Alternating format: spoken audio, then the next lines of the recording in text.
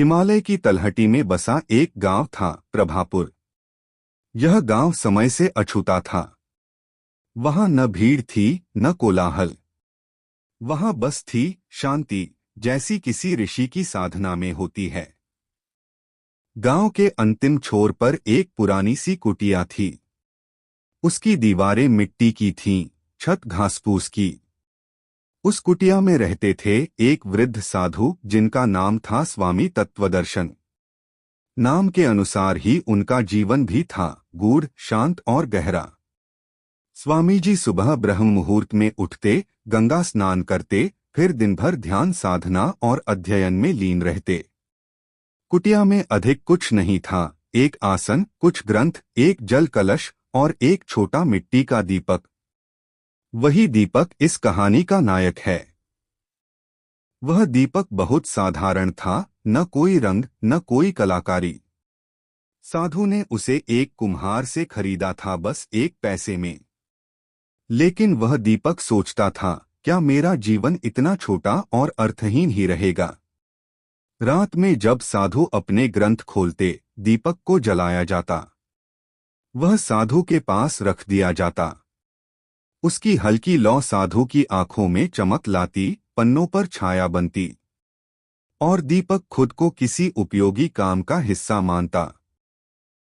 परंतु धीरे धीरे वह सवालों से घिर गया। एक रात जब बाहर बारिश हो रही थी और हवा की सरसराहट दीपक की लौ को डगमगा रही थी, उसने साधु से धीमे स्वर में पूछा, गुरुदेव, मैं एक प्रश्न पूछूं? साधु ने सिर हिलाया। दीपक बोला, जब दिन होता है सब सूरज की पूजा करते हैं। उसकी रोशनी में जीवन होता है। पर मुझे कोई नहीं देखता। जब सब कुछ डूब जाता है तब मुझे जलाया जाता है। क्या मेरा मूल्य केवल अंधकार में है? साधु ने मुस्कुराते हुए दीपक की लौ को देखा, जो अब संदेह और बेचैनी में कांप रही थी।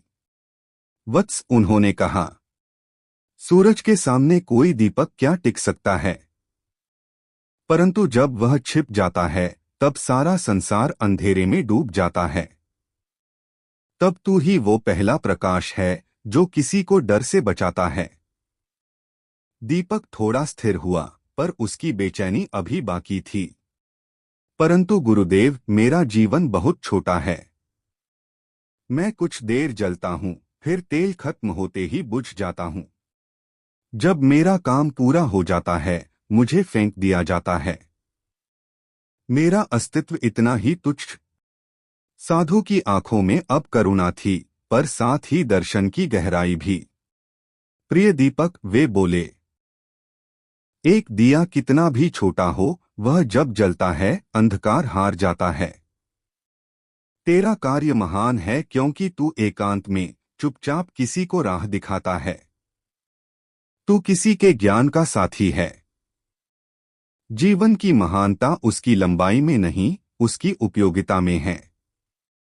भले ही तू चंद घंटों के लिए जले, पर उस समय में तू मेरे जैसे किसी साधक को सत्य के पथ पर रखता है। तू स्वयं मिटता है ताकि औरों को प्रकाश मिले, इससे बड़ा कर्म क्या होगा? अब दीपक की लौ शांत हो चुकी थी। उसमें अब कंपन नहीं, विश्वास की गरिमा थी। वह जान गया था कि वह छोटा हो सकता है, पर उसका कार्य विशाल है। उस रात जब साधु ने पुस्तक बंद की और धीरे से दीपक को बुझाया, तब दीपक ने आंखें बंद की जैसे कोई योगी समाधि में गया हो। अब उसे कोई शिकायत नहीं थी। वह जान चुका था कि उसका अस्तित्व किसी महान उद्देश्य का हिस्सा है।